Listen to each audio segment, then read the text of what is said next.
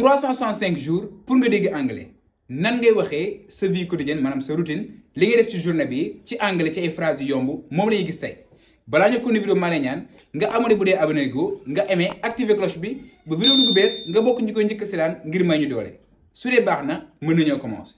expression bi njëkk mooy I wake up early. I wake up early.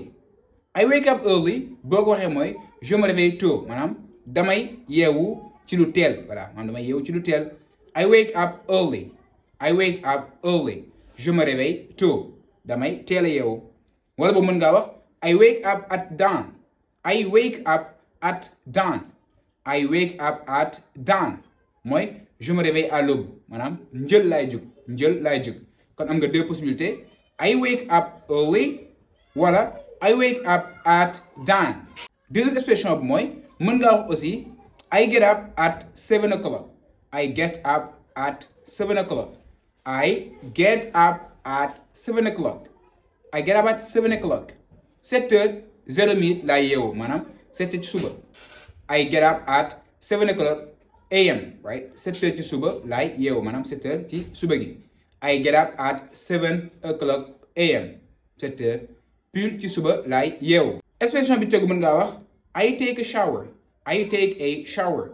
I take a shower.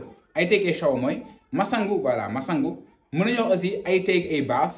I take a bath mais mooy sa beñe voilà ci baignoire rek yooyu noonu kon bi gën a simple nga ni I take a shower. I take a shower. I take a shower damay sangu pour ma yeewoo dinaa sangu kon boo dem expression boo xam ni am na solo lool. li ci tegu mooy I brush my teeth. I brush my teeth. I brush my teeth damay brosse sama ay bëñ kon teeth moom mooy plurielu moo bi ñaan tooth mooy benn bëñ yu bëri lañ naan teeth kon moom dafa bokk ci ñi nga xam ne seen pluriel booy wax seen lu bëri dafa irrégulier maanaam daa am beneen mot boo xam ne moom lay doon muy teeth ñaari o yi ñooy nekk ñaari e. I brush my teeth.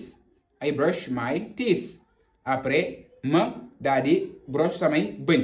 boo xoolee présent simple lañu utiliser boobu léegi parce que action yi habitude la quand on parle d'une habitude tàmmeel routine présent simple lañu utiliser kon moo tax ñuy respecter règle boobu noonu. I get dressed. I get dressed. I get dressed su ma paree ma daa di solo su ma paree ma daa di solo.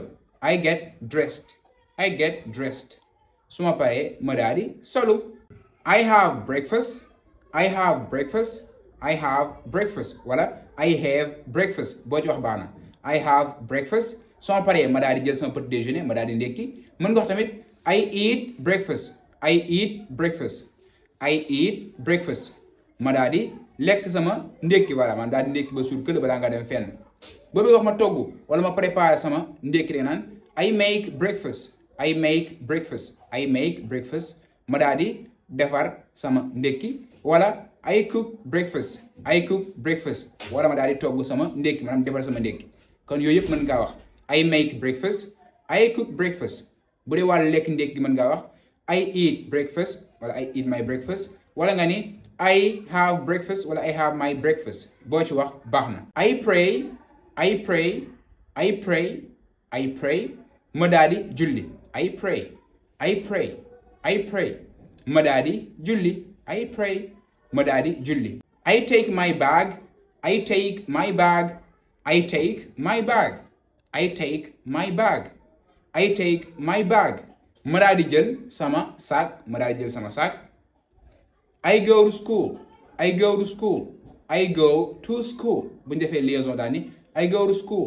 I go to school ma dem école wala ma ni I go to work. I go to work.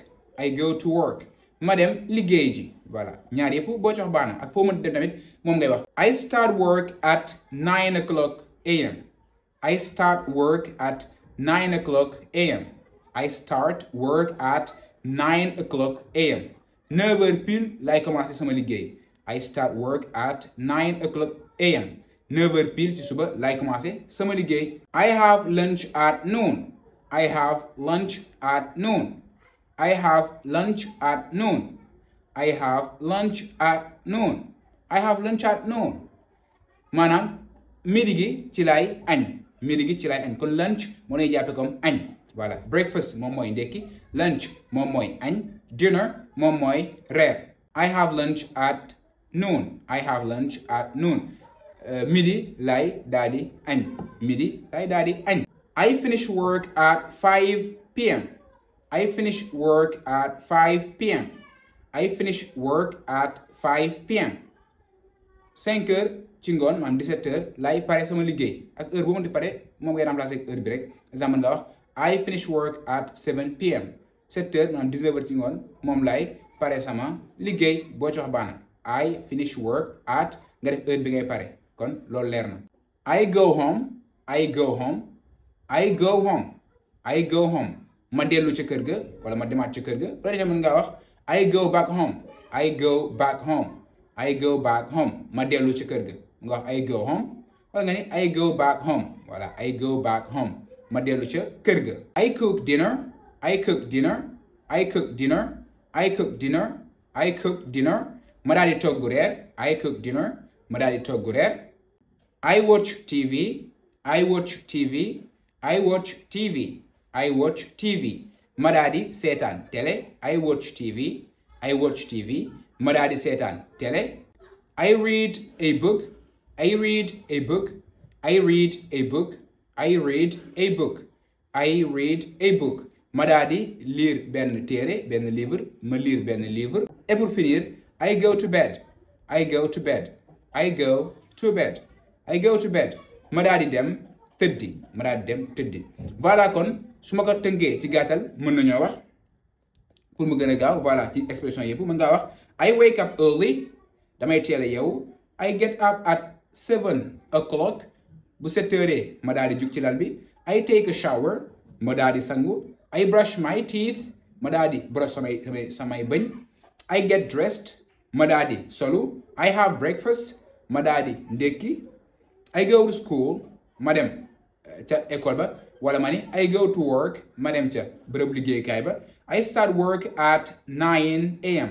9h pile lay commencé sama liggéey I have lunch at noon I have lunch at noon midi lay añ I finish work at 5 heures ci ngoon 5 p.m. 5 heures ci ngoon lay pare sama liggéey I go home wala I go back home ma dellu kër ga I cook dinner ma daal di togg reer I watch TV ma seetaan télé I read a book ma lire benn livre I go to bed at 10 wala I go to bed ma daal di dem tëdd yi voilà du coup lii mooy nga xam ne boo di ko partagé muy expression yoo xam ne di nga wax sa routine en anglais abonné di partager may ñu doole 365 jours bu nga dégg anglais moo ñu tax a jóg jërë ngeen jëf